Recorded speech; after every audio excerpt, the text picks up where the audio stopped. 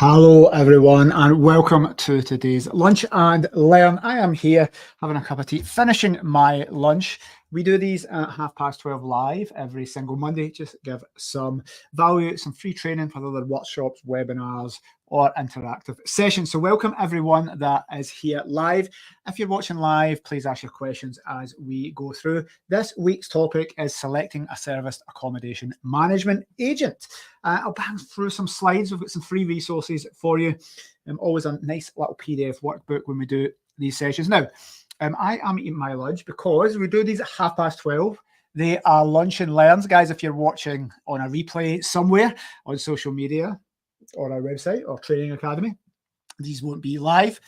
But excuse me, we're eating our lunch. The feedback, Scott, you always do your training at lunchtime, and we do that for a reason. It's when people can take breaks. It's when people can have the lunch from their work. So what we are doing, Lunch and Learns, we're combining that lunch hour with some learning, training, and some self-development and education. So guys, I said, Mom, it's okay if I watch, but I'll be having my lunch. So guys, I'm doing the exact same thing. I'm finishing my lunch. It schedule's tight for me as well. So excuse me, I'll be finishing my lunch on this Lunch and Learn. So guys, let's have a little look at today's topic. How to select a serviced accommodation management agent. And okay, guys, I'm deliberately eating here just because I know a lot of the audience will be eating and having their lunch, so I'm joining you. Some slides here, guys. Please feel free to bang in any questions. I've got my team in here today, so we've got the studio properly set up. I half-assed it last week by having everything behind the scenes just plugged in. The team have got everything looking nice. Selecting a short-term rental management agent, service accommodation, holiday homes, whatever industry you are in. Now, who is this for? Three rough demographics here, guys. Those people starting off and looking for an agent. Now, that's the topic of this talk, a serviced accommodation management agent. But you'll see I've used the words business partner, because I see it as a business partnership. You guys would own the property and your managing agent would be your business partner in this. I hate the term managing agent. I don't want to use it. I don't want to be people's managing agent. I'm their business partner. So people who are starting off buying a property, thinking of getting a property, need some advice on help on what property to get, or just flipping a buy-to-let that is empty. Guys, never be evicting tenants to jump into the short-term rental industry. If the tenancy comes to a natural end, then hey, so be it. But people looking to start off and just thinking, rather than learning, rather than making mistakes, rather than losing money, I am looking for a business partner to help me out.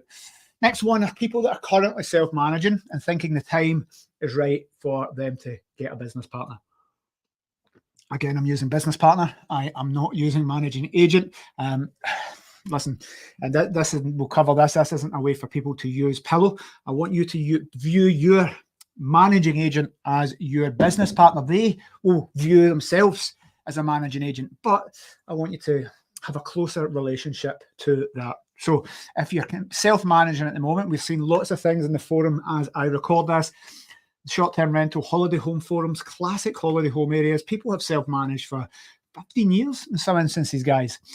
But now it's time, listen, I need some help. I want to move away from one of the larger things like sites, cottages.com.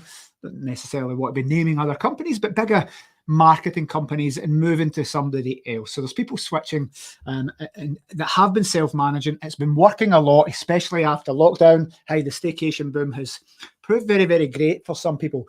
But now, hey, it's a challenging market in some areas, brilliant in other areas. But those of you thinking, number two, it might be time for me to look at an agent. And guys, when I say number two here, considering a business partner, that may mean that you stay yourself, you decide not to take one, but you are exploring that so that you can rule the option out.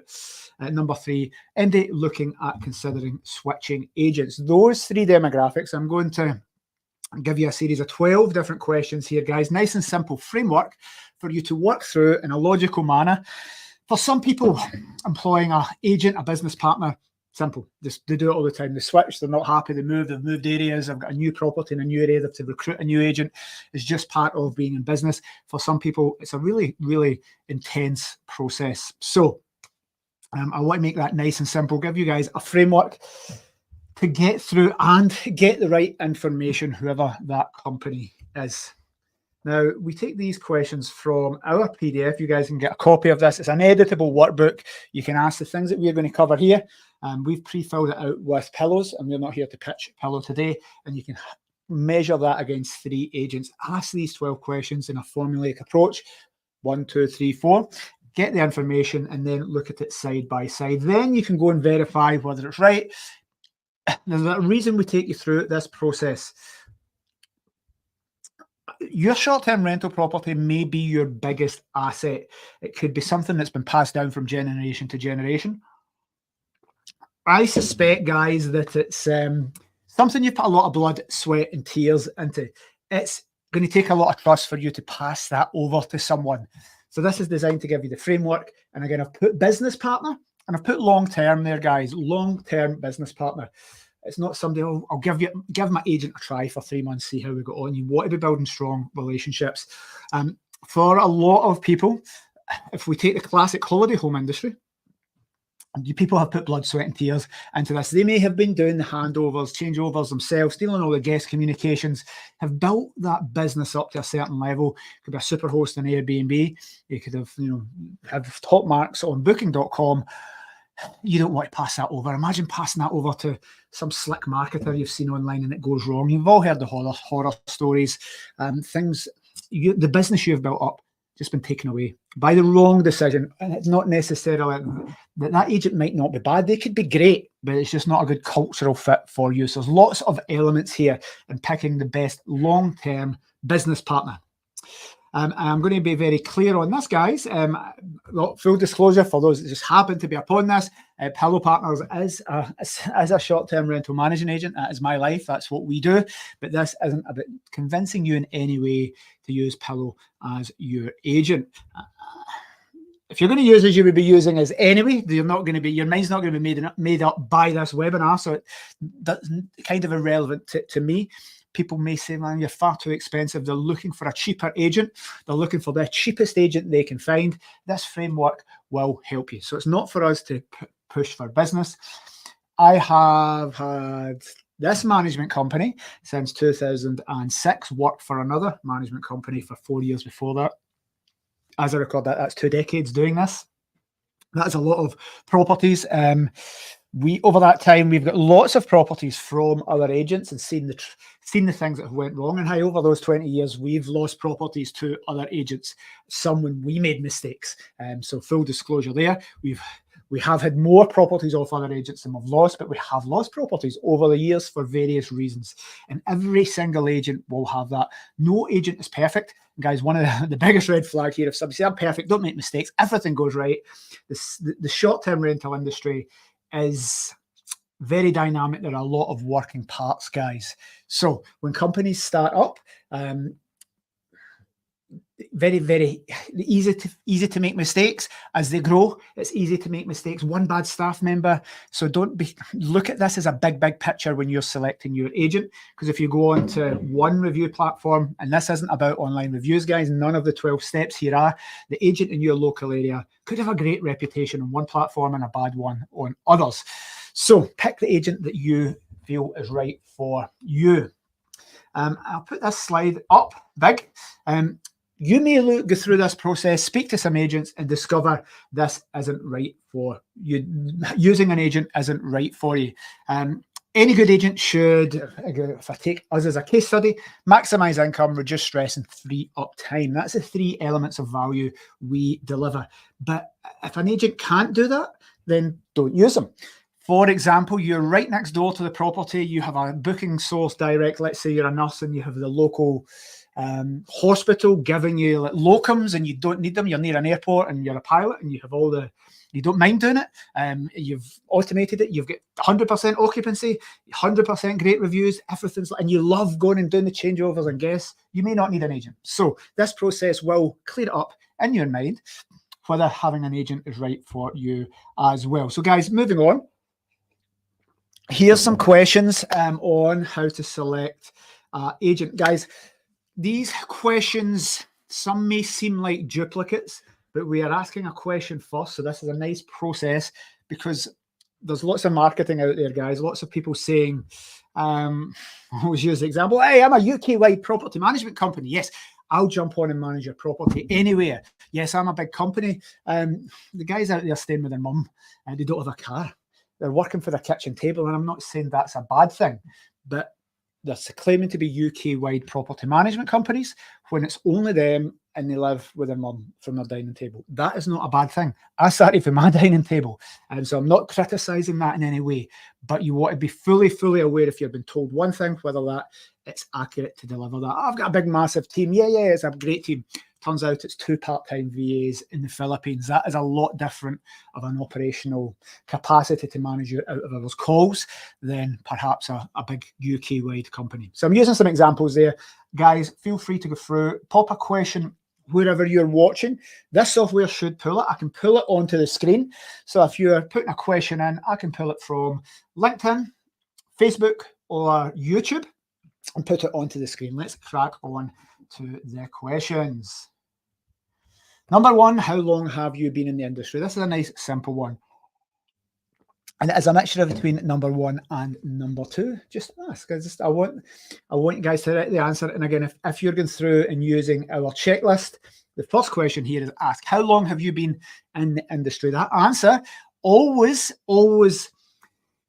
is going to be greatly exaggerated unless there's stuff to prove up. So there's the 2 questions here. The first one is how long have you been in the industry? Now, if anybody is a managing agent, they should have been in the industry for many years, at least 5, I'd say, but that's up to you. Many people have been in the industry, but they haven't been managing agents. They've maybe had a buy-to-let. I could say I have been in the buy-to-let property business since 1997, because I bought my first buy-to-let in 1997, but I wasn't in the property management business until 2022. Now that's 2 decades plus 5 years, so it's irrelevant. But if I'm saying, oh, I've been in the service accommodation business for 10 years, but I've only been managing other people's units for 5 months, there is a big, massive discrepancy there, guys. So how long have you been in the industry? Because we want to then ask the next follow-up question about property management specifically, because many people ask, and I've heard it, I've seen it in networking, how long have you been in the industry? That person's been in the industry, they've had a management and their company has been set up like months on company's house. Oh, I've been in the industry 10 years, and that person, I've seen them handing over keys and stuff. I don't know, they've maybe been in the industry 10 years, but they haven't been in the property management industry. And trust me, guys, managing your own rent-to-rent or your own Airbnb unit is multitudes easier. The complexity, the difference between managing yours and managing other people. You need client accounts. You need different legislation in place. You need different insurances. You need different software that does different things. You need specific accounting procedures. You need extra staff. There's so many things that you need above and beyond. And it's a misconception. Oh, I've got a couple of units, guys. I'll manage other people's. Sometimes, again, it's no criticism to anyone else, people are accidental managing agents. You've heard of accidental landlords. Husband and wife moving in together, they've a spare property, I'll rent it out. Or I've inherited a property, I'll rent it out. They're accidental landlords. They're not necessarily investment landlords. The same thing happens for managing agents. And it's a natural process, guys. It happens. People get a little bit of success. They help someone out. And the next thing, they're managing for other people. And I'm not saying that's a bad thing, but do not mix years in the industry with question number 2. When did you start managing properties for others? So let's give a couple of examples. How long have you been in the industry, Scott? I would say, well, if I was a landlord, let's take it away from service accommodation. I have been a landlord since 1997. My answer to that one would be 1997. Or 1998, 1997, 1998, 1997. Question to the second one would be 2002. I worked for another managing agent in 2002 because I was in the Navy and I left. I bought my first property at 17 and then I left the Navy and started working for other people. So the answer to that is 5 years different. That doesn't matter because there's a 20-year gap between them. But if I said, how long have I been in the industry? 5 years. But the second question is, how long have I been managing properties for other people? 5 months. Do you want to pass your... If there's other agents out there that have been managing properties for 2 decades, for 10 years, for 5 years, and there's another person that's been managing properties for less than a year, you need to know those facts, guys. So hopefully that's clear. I don't want to label that point. How long have you been in the industry? Nice, easy question. People will always exaggerate and say a long time. Oh, fucking decades. Oh, a veteran of the industry. How long have you been managing properties for others? And that's a simple thing to find out. Guys, if you've got a big property, let's say £500,000 property, 3 bedrooms, classic holiday home, hot tub, sea views, you need to be very careful who you pass that to. So find out, you can find out in Companies House, you can do research, you can see when the Facebook page was set up, you can find out when people have started managing other people's properties. People saying, I've been in the industry for X amount of years, but their Facebook, their Airbnb account's less than a year old. How can that be if they've been managing for 20 years and they've been in the industry and they've only got an Airbnb account in their business name for a year? So easy to find out. Won't label that point. This one, where's your office located and can I visit? It's not a necessity that your property management company has an office. It's not a necessity that you go and visit the property, the office. But guys, I put this in here simply because no one's going to go on and say when you're selecting, yeah, it's just me. It's me and a mobile phone and I work from a dining room table. We use the example, you maybe watching this. I'm a UK-wide property management company. Yeah, I've got all these properties. I can cover properties anywhere in the UK. But it's just me working for my mum's dining table. I live with my mum. I don't have a car and I have a mobile phone. I'm not saying it's a bad thing. But can you go and visit an office? If you've seen the social media, if you're watching this, where you can come and do our open days, you can come and meet us, you can come and see the team. But guys, if somebody's claiming to have a big, massive business, if they claim to have the operational things and the assets and all the fancy stuff you see online, do not be fooled. There's amazing marketers out there. But if they're working from their dining room table, how could they build a UK-wide property management business? Maybe they're all remote, but again, we're starting to dig deeper. Hey, I've been in the industry 20 years, I've got a UK-wide property management business. Turns out you've got a managing agent that you're working from your dining room table or your spare room in your mum's house. We start digging a little bit deeper here, guys, and we start stripping away a little bit of marketing. So, sorry, I'm bashing the office up. They're putting these mics in my way. That's what happens when you get a professional studio set up rather than the way I did it when the team were off. So, next one. I want to rattle through and keep this one nice and short. How many employees are in your company? Oh, well, I've got a team of 8. Next question, how many are full-time and how many are in the UK? I've seen it before. Oh, well, there's lots of us. Yeah, there's 10 of us. Again, it's one person with a mobile and some VAs overseas. Easy to have 10 members of staff if you've got 10 people working an hour a week, because you can say, oh, I've got 10 members of staff and faces and websites. Where are they located? And we have out of our team, guys, in 2 different locations. We've got, I don't know, let's say 35 plus. I don't keep track of the employees, but we've got 35, and some of them are out of hours in different time zones so that we can answer the phones 24/7. So not all of our employees, but 30 of them. 30 of our employees, I believe, are in the UK. If all your team are overseas, all your people answering, who's looking after your guest communications? I'm not saying it's a bad thing, but you've one company there saying, my staff are in the UK, your property manager is literally been in the property, they can answer guest questions. Other person is saying, well, yes, it's a cheap person from another country that has never even been to the country, doesn't speak English as a first language, which is a good thing for overseas guests. But guys, just double check when they're saying they're a big company. It doesn't matter if it's one person with one mobile phone. If that's what they're claiming, that is fine. But the purpose of this is to try and cut through that. If it's like, listen, I've set up, as I did, guys, I've set up for my ex-council house. I had no business cards in 2002, I think. People put their trust in me. I don't think there was mobile. I think it was a landline back then, really. Mobiles were Nokias with Snake, but it was landlines. People didn't trust mobiles when I started working for another agent in 2000 odd. So I did that. So it's not a bad thing. But if I'm claiming to be a UK-wide property management company, well, sitting at home with my mobile, you want to dig through that. It may be the right fit for you because you might know that person, you might like them, and you might trust them. But you want to have a clear understanding. So how many employees do you have? Guys, if they're saying I'm going to manage 10 properties and you get personal service from me Perfect. They're going to say, I'm going to manage 30 properties and you're getting a personal service from me. Well, fine, but who's covering your evenings and weekends? You can't be on call. I went on call for many years. Just me answering the phones, evenings, weekends, Christmas Day, answering the phone to booking.com on Christmas Day, to guests on Christmas Day. Unsustainable if you're trying to build a big business, but your property management company local to you that you may want may just say, I'm a little boutique management company. I only want to give a great personal service to 20 people. That is absolutely fine for them not to have employees. But have a check if they're claiming to be massive and claiming to be this, that, and the next. You can double check. But if it's a person that just wants to take care of your property and is less than 20, that is also a good match. So now, how many properties do you manage? So there's two parts to this question. How many properties do you manage? Now, I don't really, when selecting an agent, bigger doesn't mean better. Big companies like Sites Cottages, cottages.com have tens and tens of thousands. They'll never beat a small local management company because they're a big national corporate. So it isn't about size, guys, but you will get a feel if somebody's got like 4 properties, they're probably new.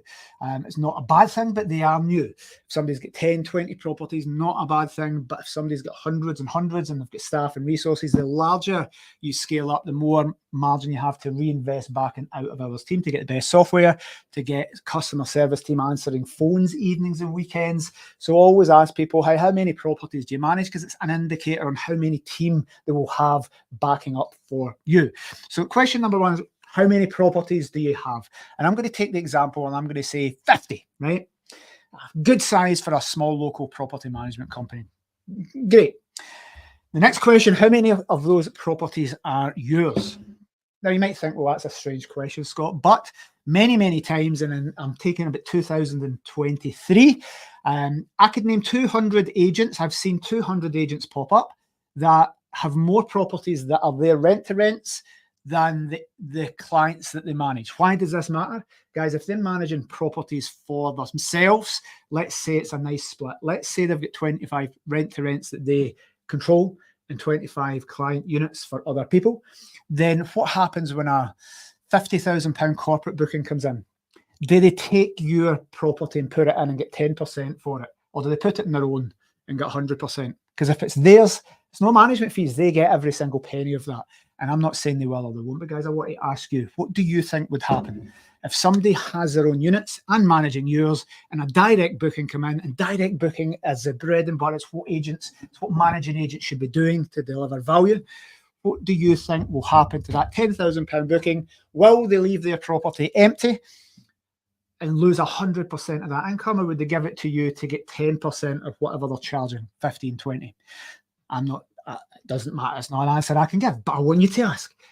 I want to ask you, what do you think would happen if they got that booking? So if they've got 50 properties and 25 are theirs or 5 are theirs, is there a conflict of interest? Well, the answer is yes, there is a massive conflict of interest.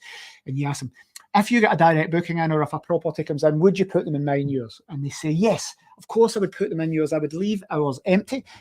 Yes, I would go bankrupt. I would leave mine empty. I would not fulfill my rent-to-rent commitments. I would lose money and I would maybe lose my own house because I'm going to get taken to court from the rent-to-rent owners for not paying my rent-to-rent commitments because I keep giving you my bookings for 10%. Is that likely to happen? Now, I can't say claim for individuals, but I want you to, if that happens, ask the question, and the answer is up to you to believe or not believe. And genuinely, listen, I had rent-to-rents many years ago, and there was times when I had ours empty, but there were commitments of 350 quid versus, it didn't matter to me because there was a couple of inherited rent-to-rents. It wasn't my business. 99% of our units were service accommodation. Now we're going back 6 years. But there was times when I left my properties empty because I had to build a big national business. So I'm not saying people would put the guests in theirs and leave yours empty, but there's a 99% chance they would. That makes sense? Lovely. Is property management your only business is the next question. I think it's a very valid question. Where's the focus of the founder? What activities do they do? So is that the principal business? Is that their reason for being? If you've watched any of the franchise webinars or any of the training we've done, we talk about Ikigai, the Japanese principle of discovering your reason for being, your passion in life.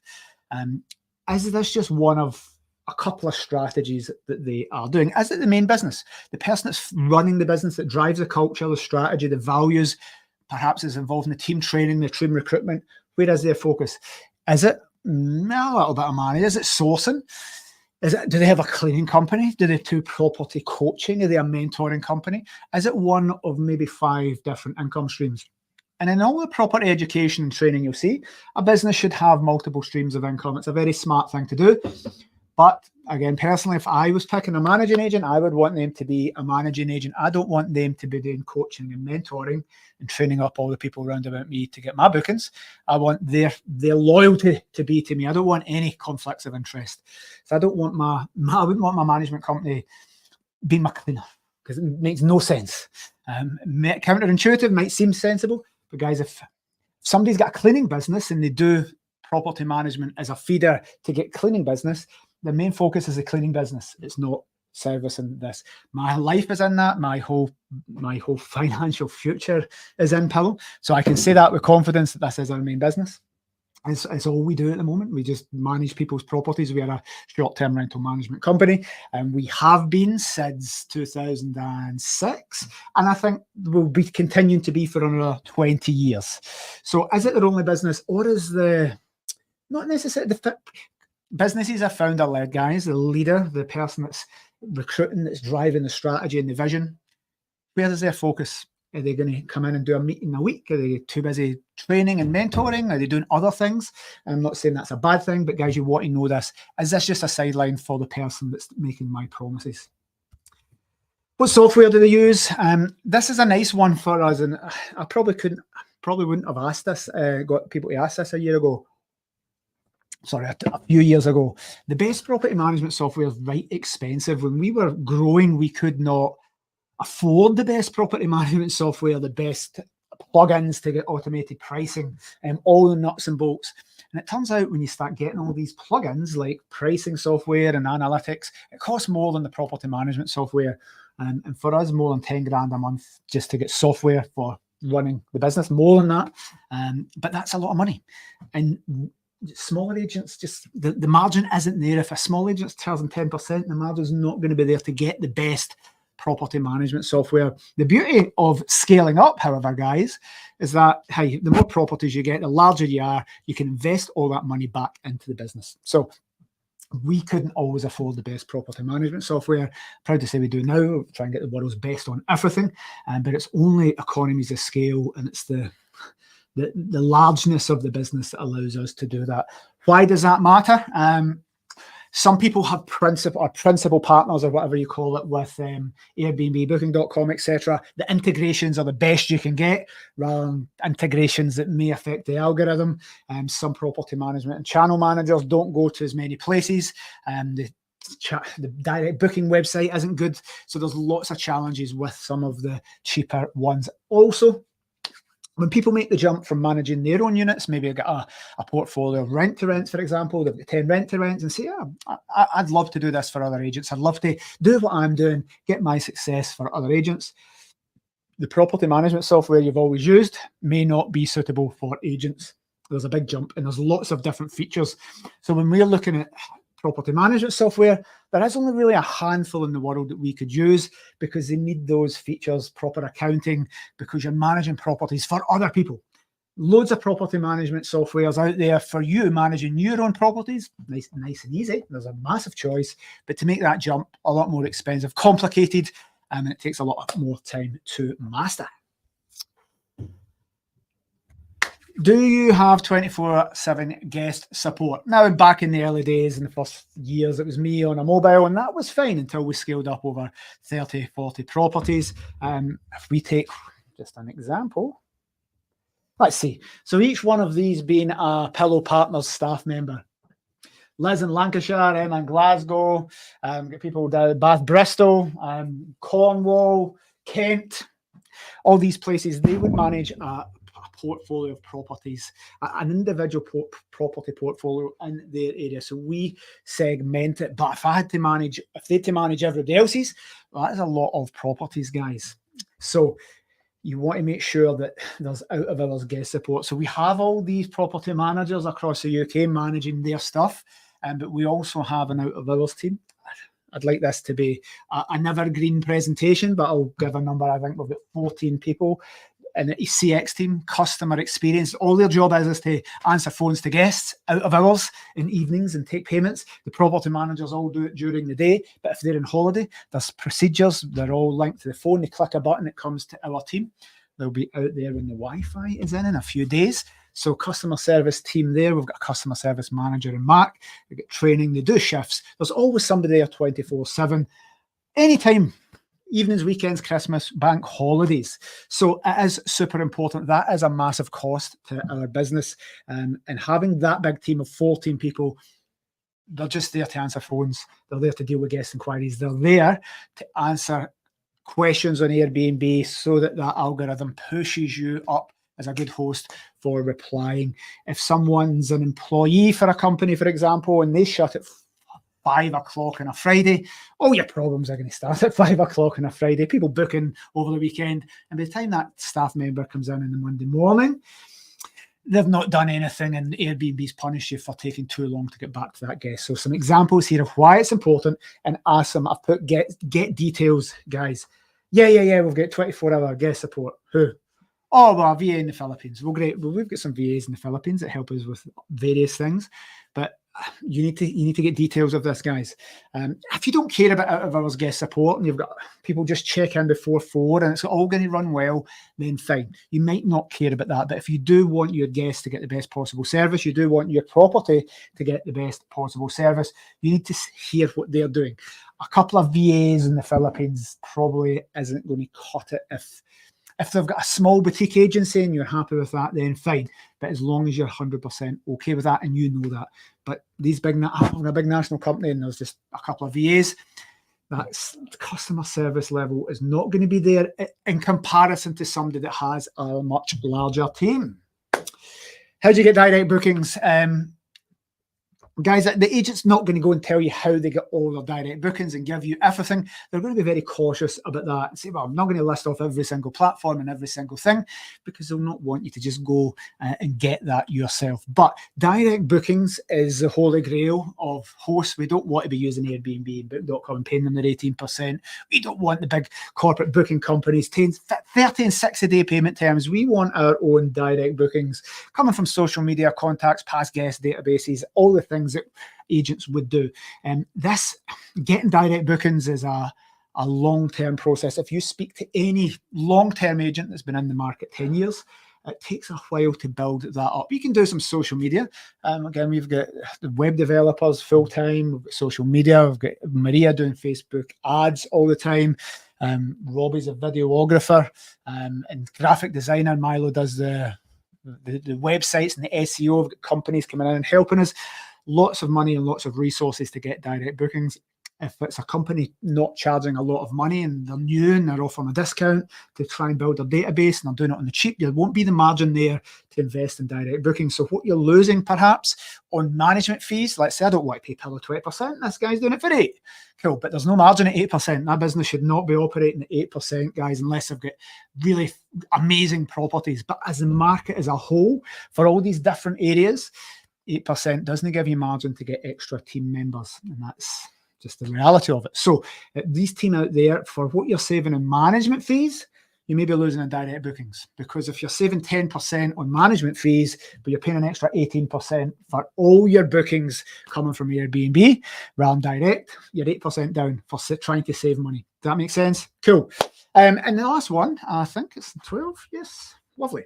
Is how do you give back? What's your social impact? What's the culture of the business? I jokingly always talk about Rolexes and Lambos, and some people love all that. Oh, my agent's driving a Lamborghini and flash. They must be great guys. Oh, he's got a Lamborghini and a flash in his Rolex. They must be a great management company. I don't know if there's management companies like that. However, what else do they do apart from managing properties? I won't go into our social impact. This isn't about getting Pillow business, but that's our purpose and reason for being, is giving back to communities. Every single guest does good for communities. Every single one does something for communities. Our hosts do things for communities. So do they do it And if they don't, that's not a big problem, because maybe you didn't do it before. You don't care about your agent delivering any good for communities. You're an investor. You want to maximize your return.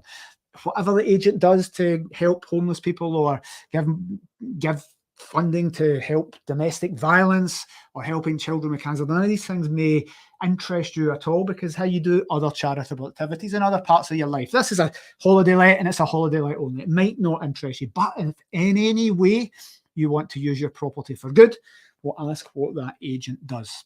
So nice and simple. Let's see. Cool. Right. Remember, guys, you might not even need a managing agent. If you do those 12 questions and you rattle through them, and we'll give you the spreadsheet at the end, not the spreadsheet, the editable workbook, you can go in and you can ask these questions. You can print it out. If you want a printed copy, we will send you. If you want an electronic copy, you can have it on your phone. You can type it in while you're speaking to these guys and girls and other letting agents. But you may get to the end of that process and say, actually, I don't need an agent, or indeed I don't feel ready for an agent. Remember, we said at the start, it's a big thing to give your property away. I'm in the property management business. I would want to ask these questions. I would want to find out who's taking care, who's the person, who is, I don't care if it was ABC Lettings. I want to know the person that's responsible, who's in charge of that business. Not going to be the person in charge, likely, that's managing your units, but who is my property manager? There's Samantha. David, my property manager. Cool. I want to know them. I want a hotline to them. I want their personal mobile number and email address. I want to know who's in charge, who's responsible for my property. So I would do that, but maybe you're not ready to give it to an agent, and that's totally fine. Maybe there's no good choices that you feel is a good fit for you. Only pick an agent if they can deliver more value than the fees that they charge. It's a nice, simple proposition for Pillow. We guarantee to make you more money than doing it yourself. If the team think, I don't think I could get you better bookings, I don't think I could free up your time, I don't think I could take away the stress, I can't add value to your business, we would say, hey, you don't need this, or use a lesser service. You don't need to use our full management service. We have other lower services there. So use our partnership service, which is 12%. So you might not need a full managed service. You might need something else, but you just might not need them at all, guys. I think any good agent should always deliver more than what they would charge you, should always be indispensable, and say, oh, I hope that agent doesn't bin me off. I hope that agent doesn't stop managing my property because I couldn't do it as well as them. That is the test.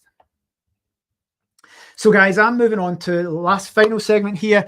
That is red flags. There's some red flags I want you to watch out for. These are my personal interpretations of the market over 20 plus years. Over the forums, when I see the same thing happening time and time again, the same properties that come to us with hosts who have been promised things, have seen things as a positive. And there's lots of fancy, great marketing out there, guys, but I just want to give you my final thoughts here and some things to look out for as we go through. Do they have their own units competing with yours? We explained this in one of these questions, guys. I think it's a massive conflict of interest. Have seen people out there with more units that they manage, control by rent to rent or own than they do for other people. I just feel it's a massive conflict of interest. You may not, but that is my thought. I think it's a red flag to look out for. It's often touted as, don't you worry, because I have my own units. I'll treat your property the way I would treat mine. So I have my own units, and here's my occupancy levels, and I'm successful. So you should be impressed by that, because I could get the same for you. And I'm not saying that's not true, but to me, competing units, if they've got competing units, they're your enemy. We look at anybody that doesn't use Pillow, they're in competition with my hosts. It's my ethical duty to look after my hosts. I can't go and deliver and help other people and say, oh, you've got a property next to mine. Why don't I get you occupancy and decimate and take business away from my hosts? So I'm very protective of what I do and who we train. But guys, if people have got competitors in the same business, massive red flag for me.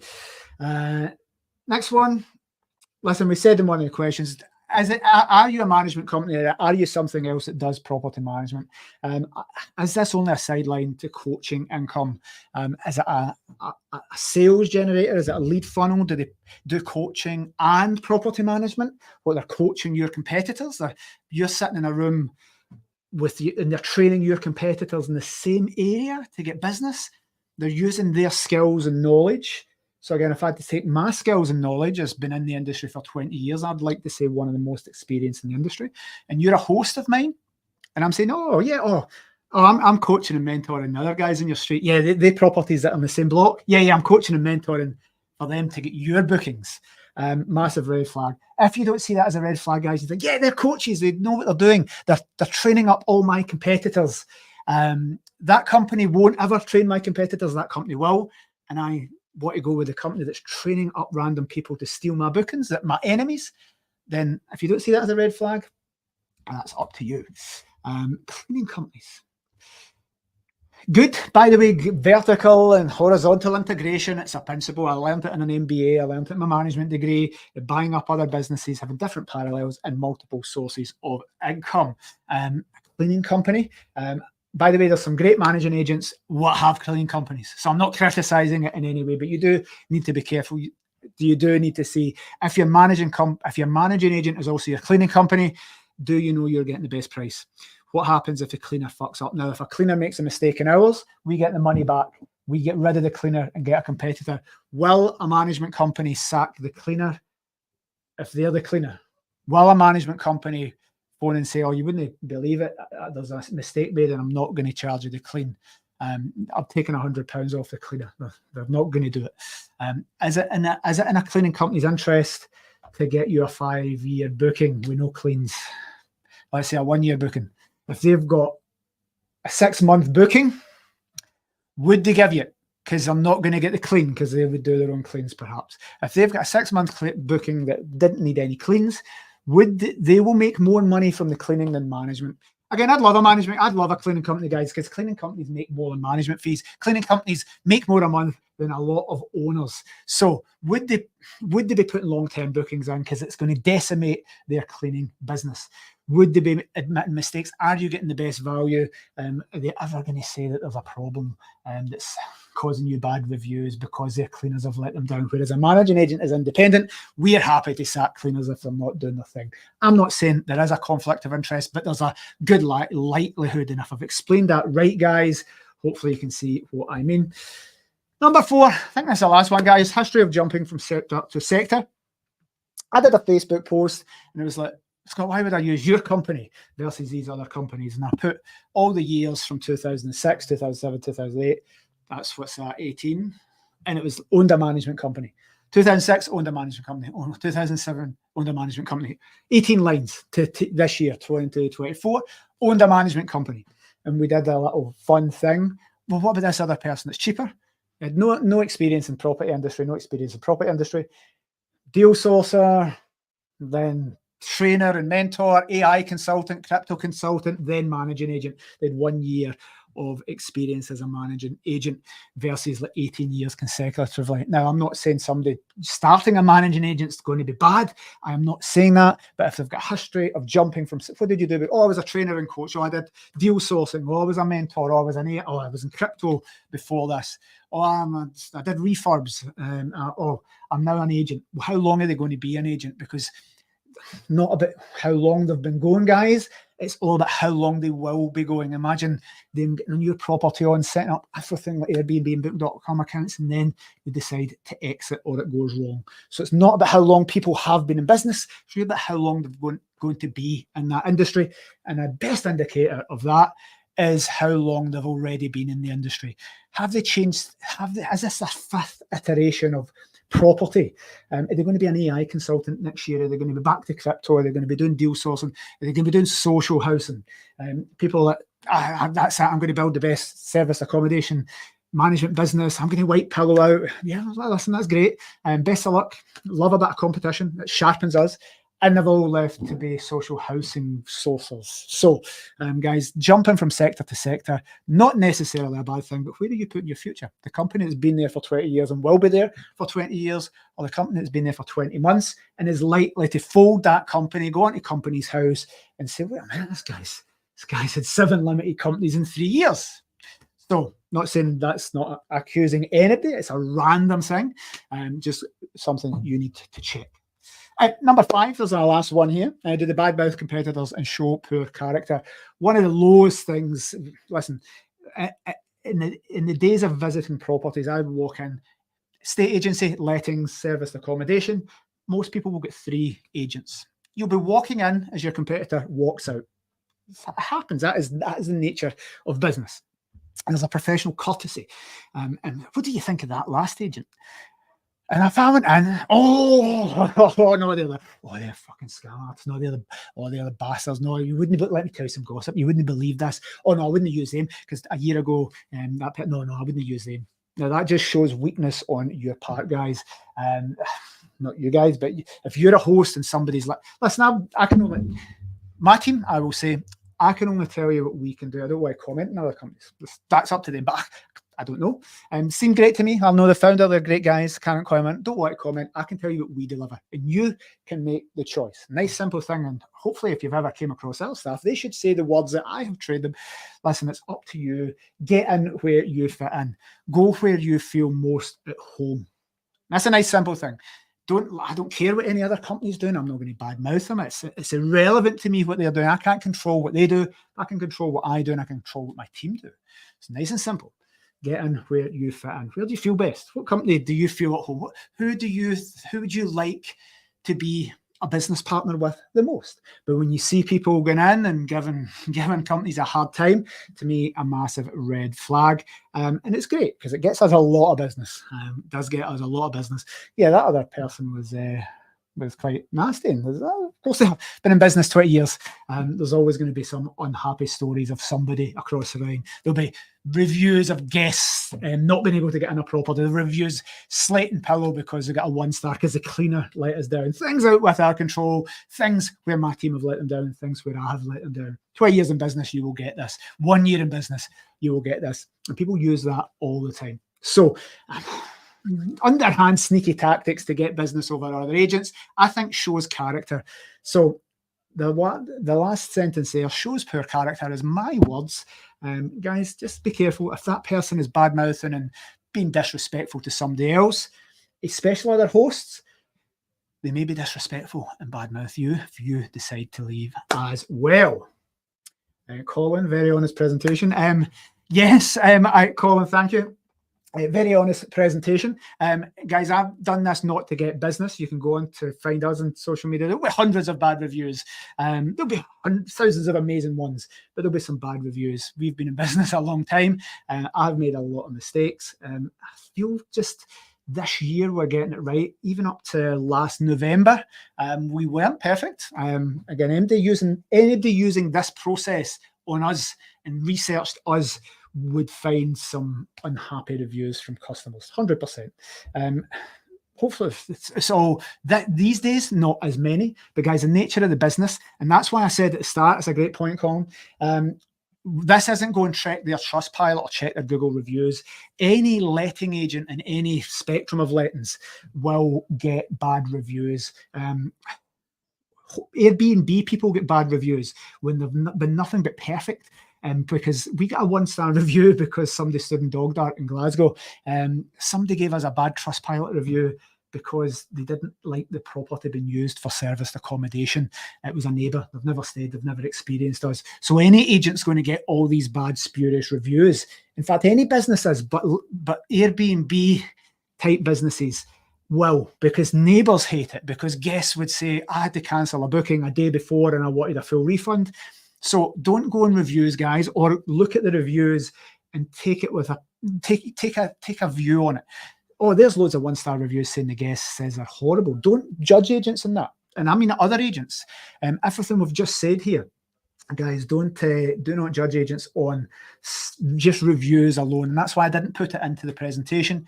But you'll be able to go on and say, well, there's loads of bad guest reviews. It turns out they're not guests, they're neighbours. Turns out that agent is lovely. And that agent was actually, it wasn't their fault. The cleaner let them down, or the boiler broke, or the guest demanded a refund because they didn't realise that it was a flight up, even though, the pictures showed it. So there's lots of reasons why agents get slated online. Some legit things, but some are spurious. So don't always look at that as a reason to pick your agent. Guys, I think that's the end here. any questions, I will fire on. I'm going to want to keep this under 45 minutes because it's lunch and go back to your lunches, questions or comments. This is a little checklist. So we'll send this out. If you want it, just email us over whatever, or message wherever you see this presentation. A little editable PDF. I need to change that cheesy guy. External designers did that. That is a classic letting agent. They've done their jobs, but we don't want a classic letting agent on the front. We want one of our team. So that will tell you everything we've covered there and a little bit more. You can tick off and I'll show you exactly how to rate agents against each other. Excuse me, I'm getting used to our new recording studio. This is a bit closer in than the last one. I've got less space. So guys, at the end of this, all of those questions, go with your gut.